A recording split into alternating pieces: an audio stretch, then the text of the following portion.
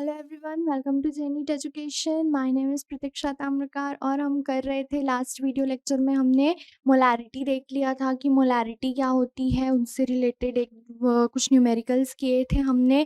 फिर उसके बाद हमने देखा था कि अगर परसेंटेज गिवन हो, मास परसेंटेज गिवन हो, तब आप कैसे उस न्यूमेरिकल को सॉल्व करेंगे, उसके लिए फॉर्मूला हमने देखा था। ठीक, तो चलिए अब उस फॉर्मूले को देख लेते हैं कि वो फॉर्मूला क्या था। एक बार रिविजन कर लेते हैं। क्या था formula? Molarity is equals to mass percentage, जो वहाँ पर परसेंटेज दिया होगा मास का वो आपको लिखना है इंटू 10 इंटू डेंसिटी दी होगी, क्वेश्चन में गिवन होगा। और एम बी क्या है यहाँ पर? एम बी जो है वो क्या है? Molar mass of solute. ठीक, तो आपको फॉर्मूला क्लियर हो गया होगा। ठीक है, तो चलिए स्टार्ट करते हैं हम। तो स्टार्ट करते हैं, इसी पे बेस्ड हमें न्यूमेरिकल करना था, तो चलिए न्यूमेरिकल सॉल्व करना स्टार्ट करते हैं। तो क्वेश्चन, हाँ, क्वेश्चन है the density of 10% by mass of KCl solution is 1.06 gram centimetre cube per centimetre cube. Calculate the molarity of solution. तो सबसे पहले हम इसे थोड़ा बड़ा कैलकुलेट मतलब सिस्टमेटिक कैलकुलेशन से करके देखते हैं, मोलारिटी के फॉर्मूले से ही। फिर हम लोग इसका डायरेक्ट फॉर्मूला से कैलकुलेशन भी देखेंगे। ठीक है, तो सबसे पहले देखते हैं हम सिस्टमेटिक कैलकुलेशन अगर आप करते हैं तो कैसे होता है वो। तो सॉल्यूशन देखिए, आपको क्या दिया है? 10% बाय मास। ओके, तो 10% बाय मास, इसका मतलब क्या हुआ? 10 gram of potassium chloride in 100 gram of solution. ठीक, 10 gram of potassium chloride in 100 gram of solution. तो मास ऑफ सॉल्यूट कितना हो गया? मास ऑफ सॉल्यूट मीन्स KCl का मास कितना हो गया? 10 ग्राम हो गया। इसका मोलर मास भी चेक कर लेते हैं। मोलर मास ऑफ KCl कितना हो जाएगा? पोटेशियम का 39 और क्लोरीन का 35.5, तो ये कितना आ गया? 0.5 और ये हो गया 4 और ये 7, तो ये आ गया हमारे पास 74.5। Okay, 74.5 grams.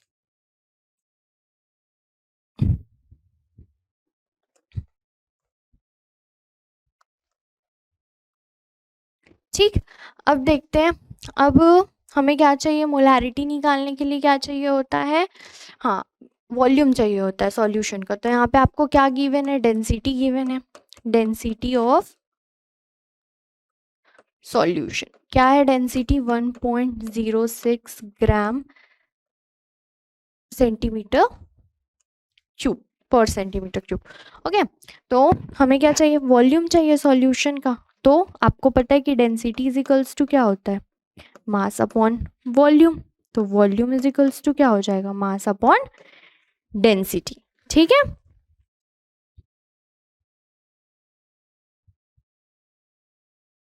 तो वॉल्यूम ऑफ सॉल्यूशन कितना हो जाएगा?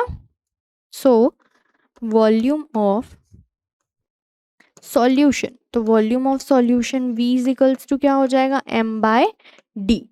तो मास ऑफ सॉल्यूशन कितना था हमारे पास? 100 ग्राम ऑफ सॉल्यूशन, तो 100 ग्राम था मास। डेंसिटी कितनी दी हुई है? 1.06। ठीक, तो जब आप इसको कैलकुलेट करेंगे तो ये कितना आ जाएगा आपके पास? डेंसिटी आ जाएगा 94.34 सेंटीमीटर क्यूब। ये आ जाएगी आपके पास, इस सॉल्यूशन का वॉल्यूम आ जाएगा। ठीक, आपको यहाँ तक समझ आया? हमें क्या दिया हुआ था? 10% बाय मास दिया हुआ था, तो 10% बाय मास था, तो हम इसका मतलब क्या हुआ 10% बाय मास का? कि 10 ग्राम इन 100 gram of solution. 10 gram of solute in 100 gram of solution. तो हमने लिखा 10 gram of KCl in 100 gram of solution. तो KCl का मास कितना हो गया? 10 ग्राम हो गया, और पूरे सॉल्यूशन का मास कितना हो गया? 100 ग्राम हो गया। तो मास ऑफ सॉल्यूट 10 ग्राम, तो मोलर मास आपको चाहिए होता है मोलारिटी कैलकुलेट करते टाइम, तो वो भी हमने निकाल लिया 74.5। ओके, अब आपको क्वेश्चन में दिया होता है density of solution, but molarity calculate करते हुए हमें वॉल्यूम चाहिए होता है सॉल्यूशन का, तो हम जो मास दिया हुआ है सॉल्यूशन का उसको चेंज कर सकते हैं, उससे वॉल्यूम निकाल सकते हैं। तो वॉल्यूम इज इक्वल्स टू क्या हो जाएगा, मास अपॉन डेंसिटी, तो ये हमने निकाल लिया। ठीक, तो अब मोलारिटी, अब फाइनली मोलारिटी फाइंड करते हैं। तो मोलारिटी इज इक्वल्स टू क्या होता है, mass of solute into 1000 upon molar mass of solute into volume of solution in millilitre या सेंटीमीटर क्यूब। ओके, तो यहाँ पर कैलकुलेट करते हैं। तो molarity is equals to mass of solute कितना 10 into 1000 upon molar mass of solute ये 74.5 into volume of solution 94 point कहाँ गया 94.34। तो इसे सब सॉल्व करेंगे तो फिर ये आपको कितना मिलेगा आंसर, इसका आपको फाइनली आंसर मिलेगा 1.42 मोल पर सेंटीमीटर क्यूब।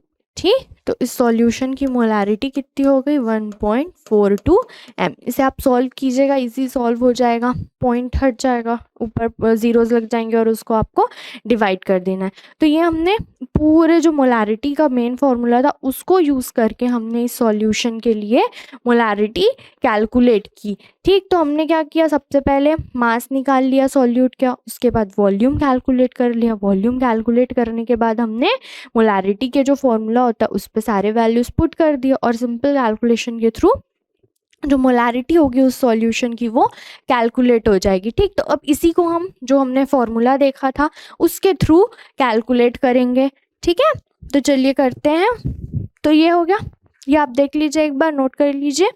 ठीक ठीक, तो हमारे पास फॉर्मूला क्या था मोलारिटी का, मोलारिटी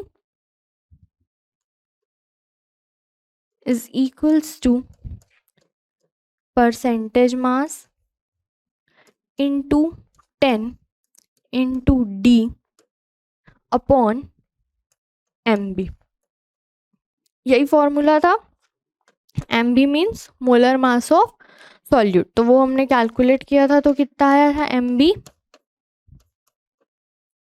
74.5 आया था। ठीक, तो परसेंटेज मास कितना दिया हुआ है 10 इंटू फिर 10, डेंसिटी कितनी दी हुई है 1.06 और मोलर मास कितना दिया हुआ है 74.5।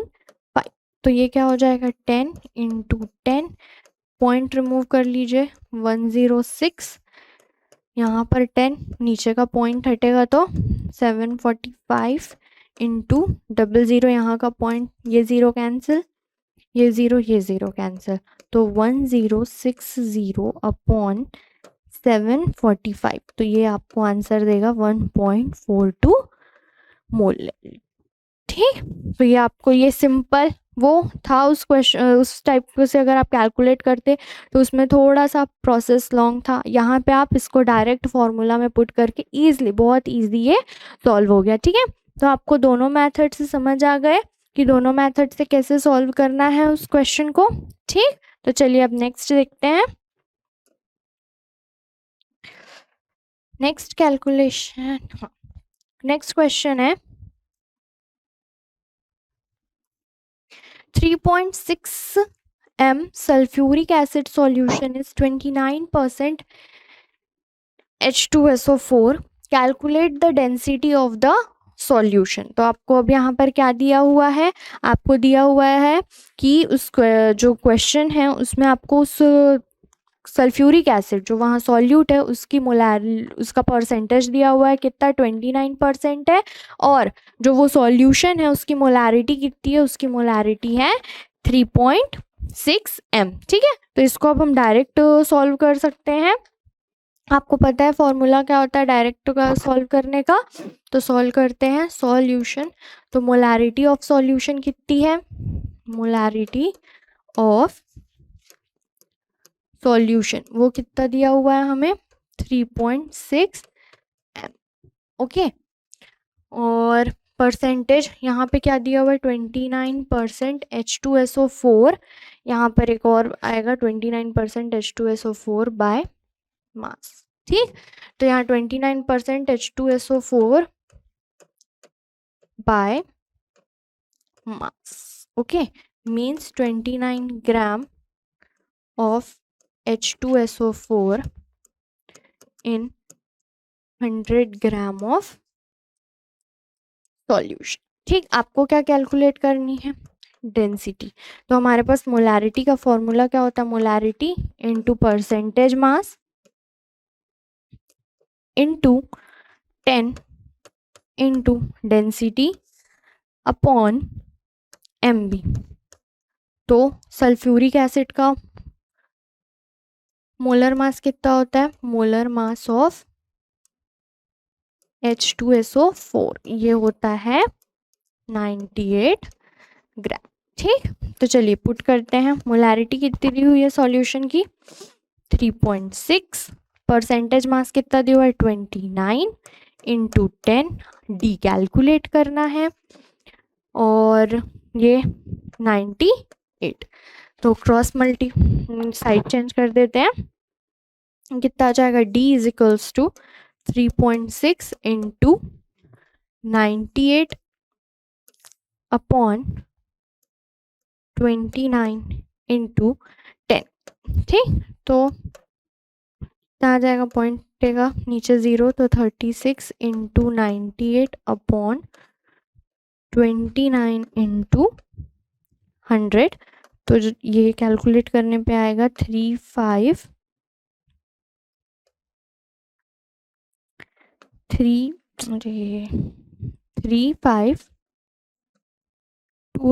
डिवाइडेड बाय ये 2900। तो आपके पास आ जाएगा क्या आंसर, 1.22 ग्राम पर मिलीलीटर। यहाँ पे किस में दिया हुआ था, ठीक है, ग्राम पर मिलीलीटर आ जाएगा, उसकी डेंसिटी आ जाएगी। ठीक, तो ये हमने फॉर्मूले के थ्रू इजिली कैलकुलेट कर लिया। तो हमारा नेक्स्ट टॉपिक है डाइल्यूशन फार्मूला। ये डाइल्यूशन फार्मूला जो है वो मोलारिटी के अंतर्गत ही आता है। तो मोलारिटी में इससे कैसे किस टाइप से इसका यूज है देखते हैं। चलिए, तो अगर आपके पास एक सॉल्यूशन है, ठीक, ये सॉल्यूशन है, इस सॉल्यूशन का जो वॉल्यूम है वो V1 है और इसकी जो मोलारिटी है वो M1 है। अब आप क्या चाह रहे हो, ये सॉल्यूशन A है और इस सॉल्यूशन को आप क्या करना चाह रहे हो, डाइल्यूट करना चाह रहे हो। ठीक, तो डाइल्यूट करना चाह रहे हो तो सपोज आपने इसमें क्या किया, सॉल्वेंट ऐड किया। तो सॉल्वेंट ऐड करेंगे तो क्या हो जाएगा, इसका वॉल्यूम चेंज हो जाएगा। सपोज इसका वॉल्यूम कितना हो गया, V2 हो गया, और इसकी मोलारिटी भी चेंज हो जाएगी उस टाइम पर। तो मोलारिटी क्या हो गई, M2 हो गया। तो ये हमारा क्या हो गया, कंसंट्रेटेड सॉल्यूशन हो गया, और ये क्या हो गया, डाइल्यूट सॉल्यूशन हो गया। ठीक, तो ये जो कंसंट्रेटेड सॉल्यूशन है जिसमें आपने सॉल्वेंट ऐड किया और उसको आपने क्या किया, डाइल्यूट कर लिया। तो ये जो दोनों सॉल्यूशंस होते हैं, इन दोनों सॉल्यूशन में जो नंबर ऑफ मोल्स होता है वो दोनों इक्वल होते हैं। कैसे, क्योंकि यहाँ पर सॉल्यूट के जितने नंबर ऑफ मोल्स थे उतने ही यहाँ पर प्रेजेंट होंगे, बट यहाँ पर आपने क्या किया, सॉल्वेंट ऐड कर दिया है। आपके सॉल्यूट तो सेम ही है, मतलब number of moles of solute तो सेम ही है। ठीक, तो N इज इक्वल्स टू क्या हो जाएगा यहाँ पे, M1V1। ये M1V1 कैसे आया, आपको पता है मोलारिटी इज इक्वल्स टू क्या होता है, number of moles of solute upon volume of solution. तो N इज इक्वल्स टू क्या हो जाएगा, mv। तो मैंने अभी आपको बताया कि अगर आप कंसंट्रेटेड सॉल्यूशन है उसको आप क्या कर रहे हैं, सॉल्वेंट ऐड करके डाइल्यूट कर रहे हैं, तो वो डाइल्यूट हो गया, लेकिन उसकी जो मोलारिटी है वो चेंज हो जाएगी, वॉल्यूम है वो चेंज हो जाएगा, बट जो number of moles of solute है वो चेंज नहीं होंगे, वो दोनों सॉल्यूशन में वो क्या होगा, इक्वल होगा। ठीक, ये क्या हो जाएगा, m2 और v2। तो ये इसी से ये फॉर्मूला आया n1v1 is equals to m1v1 is equals to m2v2। ये जो m1v1 है वो कंसंट्रेटेड सॉल्यूशन के लिए है और m2v2 जो है वो डाइल्यूट सॉल्यूशन के लिए है। तो इसका यूज़ कैसे किया जाता है, इस फॉर्मूले के लिए यूज़ कब किया जाता है कि जब आपके पास कोई दिया हुआ है कि इस सॉल्यूशन की मोलारिटी इतनी है, इतना वॉल्यूम प्रेजेंट है, लेकिन आपको उसको डाइल्यूट करना है, तो आपको कितना वॉल्यूम वहाँ पे मिलाना पड़ेगा, वो कितना सॉल्वेंट मिलाना पड़ेगा। तो ये सब अगर कैलकुलेट करना होता है तब हम क्या करते हैं, इस m1v1 और m2v2 डाइल्यूशन फॉर्मूले का यूज करते हैं। ठीक, आपको समझ आ गया ये डाइल्यूशन फॉर्मूला कैसे आया, ये डाइल्यूशन फॉर्मूला क्या होता है। ठीक है, तो अगर हमारे पास क्या है, एक सॉल्यूशन है, उस सॉल्यूशन का वॉल्यूम कितना है v1, उसकी मोलारिटी m1 है।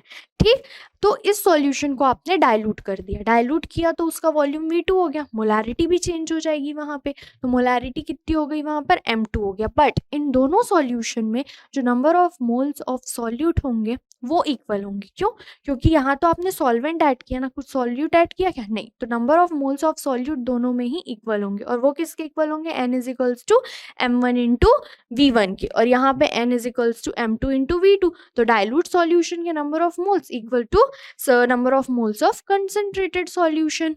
ठीक, number of moles of solute in concentrated solution.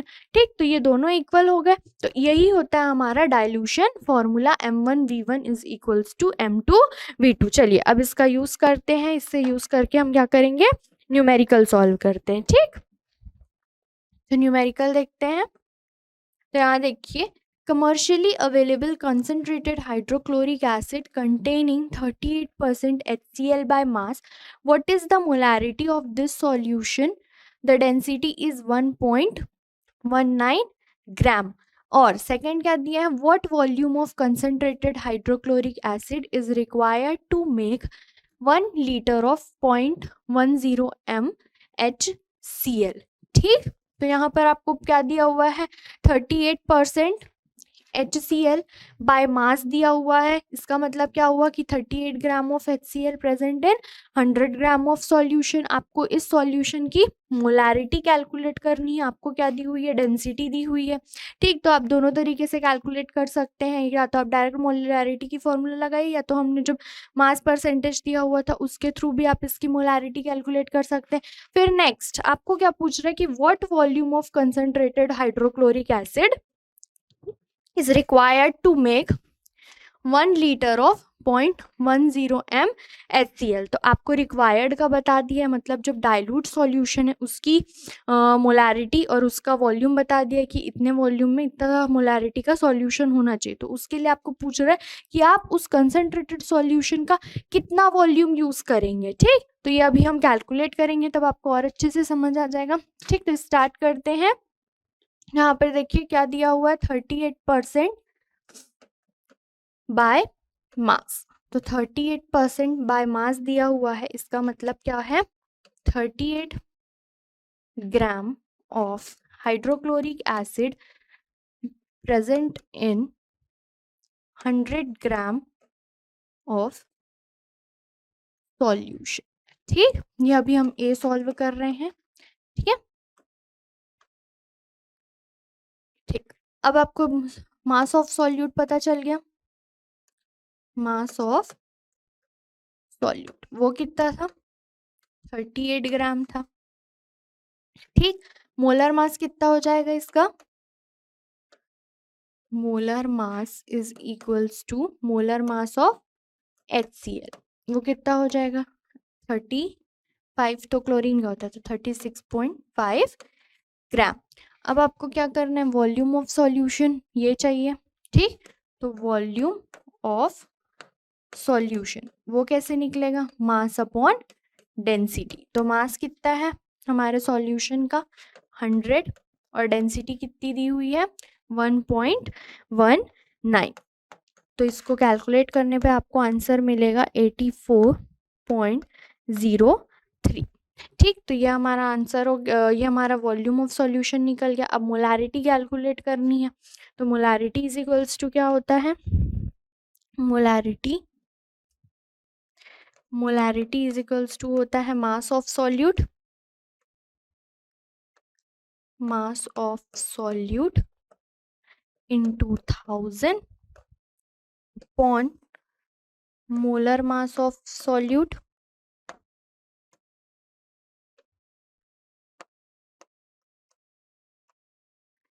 into volume of solution.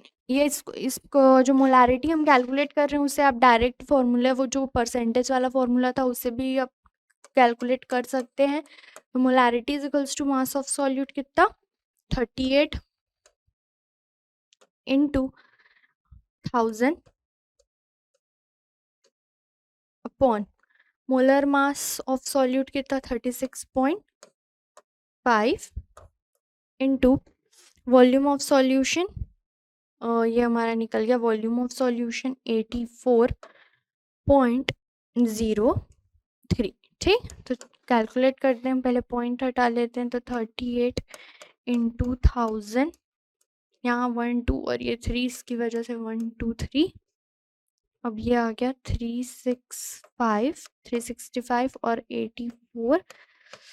ठीक, ये कितना आ जाएगा हमारे पास 38 2 3 4 5 6, और इसका जब आप इंटू करेंगे तो आपके पास आ जाएगा 306709.5।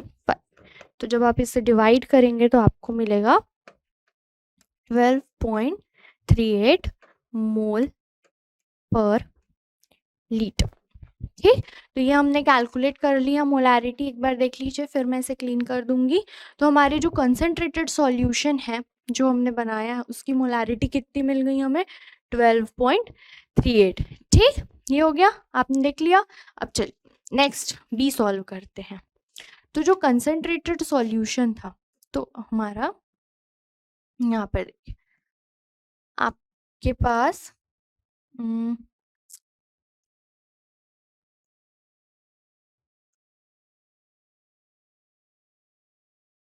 ठीक, तो जो कंसंट्रेटेड सॉल्यूशन है, तो molarity of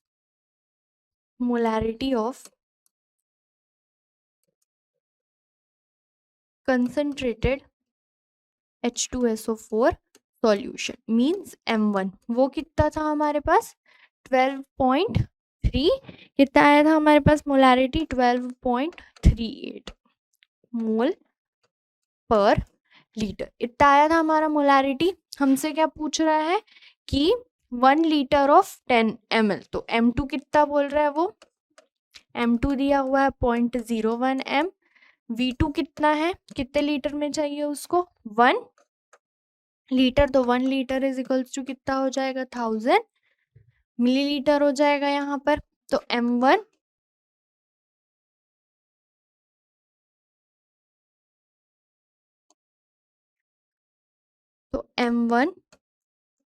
V1 is equals to M2 V2। ये क्या होता है, रिक्वायर्ड होता है, जितने आपको मास, जितना वॉल्यूम और जितना मोलारिटी का चाहिए होता है। तो M1 कितना है हमारे पास, जो गिवन कॉन्सेंट्रेशन है, जिस कॉन्सेंट्रेशन का दिया हुआ है आपको सॉल्यूशन, वो कितना है 12.38। तो आपको ये पता करना है कि आप इसके कितना वॉल्यूम यूज करेंगे जिससे कि वो इस मोलारिटी, कितनी मोलारिटी 0.1 मोलारिटी और कितना वॉल्यूम 1000 मिलीलीटर। ठीक है, तो ये कितना हो जाएगा 0.1 into 1000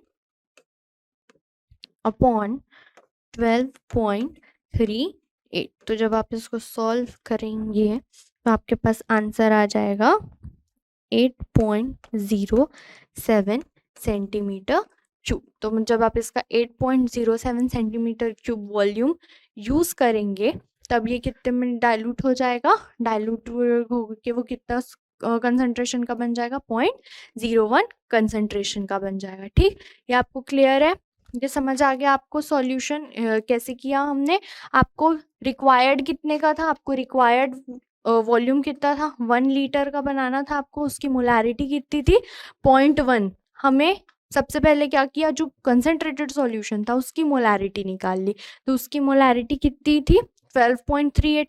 अब आपसे वो पूछा था कि what volume of concentrated hydrochloric acid is required to make 1 litre of 0.1 m solution. तो आपसे पूछा था कि इस जो कंसंट्रेटेड सॉल्यूशन है उसका कितना वॉल्यूम रिक्वायर्ड है ये इस कंसंट्रेशन का सॉल्यूशन बनाने के लिए। तो हमने कैलकुलेट कर दिया, हमने किस फॉर्मूले से कैलकुलेट किया, डाइल्यूशन फॉर्मूला से।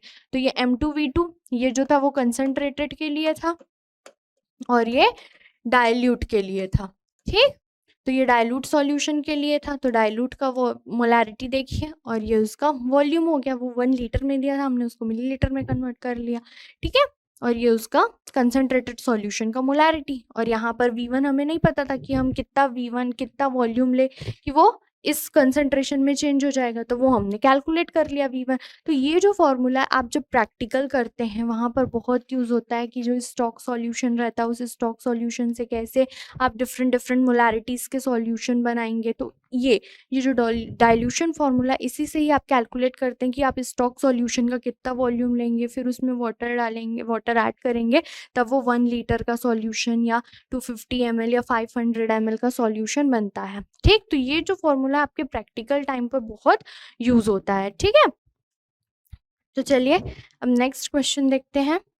तो हमारा नेक्स्ट क्वेश्चन है calculate the volume of 80% H2SO4 by mass, जिसकी डेंसिटी कितनी है 1.80 ग्राम पर centimetre cube, that is required to obtain 1 litre of 20% H2SO4 by mass. ठीक, तो आपको 80% H2SO4 दिया हुआ है, उससे आपको क्या बनाना है 20% बनाना है।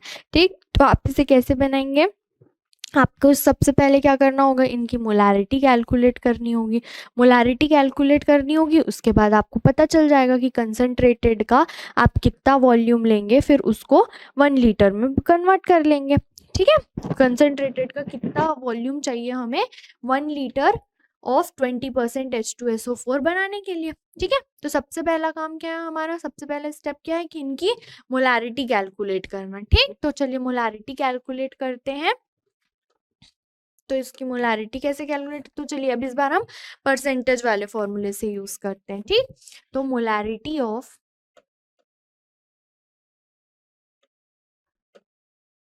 Concentrated solution. ठीक, तो पहले 80% वाले की करते हैं, तो मैं उसको M1 लिख देती हूँ। तो M1 इज इक्वल्स टू क्या होता है formula, percentage mass into 10 into density upon MB। ठीक, तो परसेंटेज मास कितना दिया हुआ है 80% दिया हुआ है, इंटू 10 इंटू डेंसिटी कितनी दी हुई है हमें 1.8 अपॉन जो सल्फ्यूरिक एसिड होता है उसका मोलर मास कितना होता है 98। तो आप इसे कैलकुलेट करिएगा, आप कैलकुलेट करेंगे तो आपको मिलेगा 14.7 मोल पर लीटर। ठीक, तो ये हमारी मोलैरिटी निकल गई कंसंट्रेटेड सॉल्यूशन की। अब हम मोलैरिटी निकाल लेते हैं, मोलैरिटी ऑफ डाइल्यूट सॉल्यूशन। ठीक, तो वो कैसे हो जाएगी, इसको हम ले लेते हैं M2। तो ये M2 क्या करेंगे आप, परसेंटेज मास, तो परसेंटेज मास कितना है 20% चाहिए उसे, तो 20 इंटू 10 इंटू डी कितना दिया हुआ है, डेंसिटी कितनी दी हुई है 1.25 दी हुई है। MB मोलर मास कितना होता है 98। तो आप इससे जब कैलकुलेट करेंगे तो आपको मिलेगा आंसर 2.55 मोल पर लीटर। ठीक, तो ये आपको मोलैरिटी कैलकुलेट कर लिया आपने डाइल्यूट सॉल्यूशन और कंसंट्रेटेड सॉल्यूशन का। हमें कितना चाहिए, अब हम क्या लगाएंगे dilution formula, M1V1 is equals to M2V2। तो M1V1 is equals to M2V2, यहाँ ये किसका है कंसंट्रेटेड का है, ये कंसंट्रेटेड और ये डाइल्यूट। तो डाइल्यूट में आपको क्या करना है 1 लीटर था ना, कंसंट्रेटेड का कितना था molarity 7 into V1 is equals to M2 कितना था 2.55 और वॉल्यूम कितना बनाना था हमें, कितना वॉल्यूम चाहिए था 1 लीटर चाहिए था, तो 1 litre is equals to 1000 millilitre.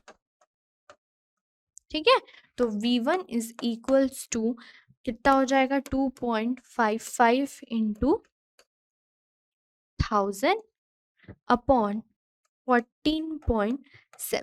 तो ये आप कैलकुलेट करेंगे तो आपके पास इसका आंसर आ जाएगा 7173.4 सेंटीमीटर क्यूब।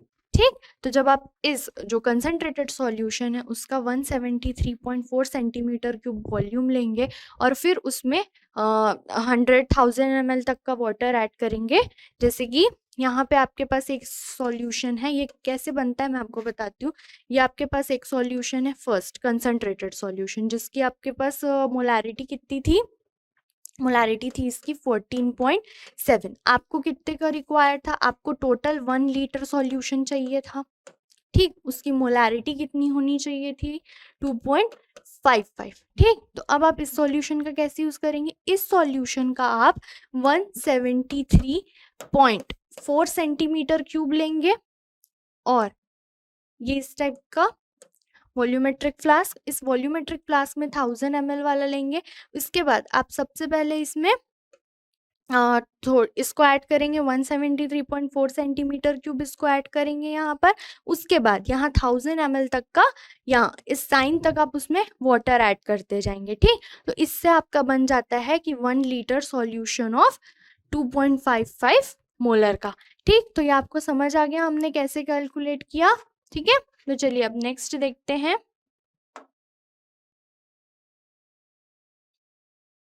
तो नेक्स्ट है मोलैरिटी ऑफ मिक्सचर। तो मोलैरिटी ऑफ मिक्सचर कैसे, आपके पास दो सॉल्यूशन है,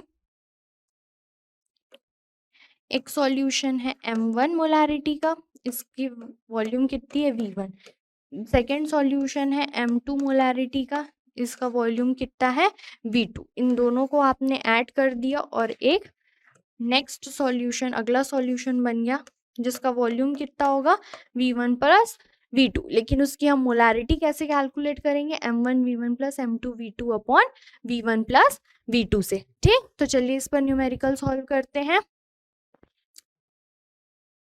फर्स्ट दिया हुआ है कैलकुलेट द मोलैरिटीज ऑफ सॉल्यूशन। तो यहाँ पर देखिए फर्स्ट M1 कितना दिया 100 ml of 0.2 MH2SO4 with 50 ml of 0.1 MHCl। तो M1 कितना है हमारे पास, M1 है 0.2, V1 कितना है, वॉल्यूम कितना है उस सॉल्यूशन का 100, M2 कितना है, M2 देखिए 0.1, V2 कितना है 50 ml। ठीक, ये हो गया M1 V1। तो फाइनली जो सॉल्यूशन बनेगा इनको मिक्स करने से उसका फॉर्मूला क्या होता है M1 V1 plus M2 V2 upon V1 plus V2। ठीक, तो M1 V1 M1 कितना 0.2, V1 कितना है 100 प्लस M2 कितना है 0.1 इंटू V2 कितना है 50 और V1 प्लस V2 100 प्लस 50। तो ये क्या हो जाएगा, ये आपके पास आ जाएगा यहाँ पर पॉइंट, ये हटा नीचे 10 कैंसिल, तो ये हो गया 20 प्लस 5 अपॉन 150 हो जाएगा, ये हो गया 25 अपॉन 150। तो 1 ज़ा 6, तो 1/6, तो 1/6 तो आप करेंगे तो ये आ जाएगा 0.16 m। तो उस सॉल्यूशन की मोलैरिटी कितनी हो जाएगी 0.16 m। बहुत ही इजी कैलकुलेशन था। तो ये जो क्वेश्चन है वो आपके लिए होमवर्क है, बिल्कुल सिमिलर इसी की तरह बनेगा। तो आई होप आपको ये मोलैरिटी सारी जो मैंने बताया मोलैरिटी के कॉन्सेप्ट्स वो समझ आए होंगे, डाइल्यूशन फॉर्मूला समझ आ गया होगा कि कैसे हम एक सॉल्यूशन, एक मोलैरिटी का सॉल्यूशन है कंसंट्रेटेड है उसको डाइल्यूशन में कैसे डाइल्यूट करेंगे, ये जो अगर दो सॉल्यूशन को मिक्स करते हैं तो उनकी मोलैरिटी कैसे कैलकुलेट की जाती है वो आपको समझ आ गई होगी। तो मिलते हैं नेक्स्ट वीडियो लेक्चर में। Thank you.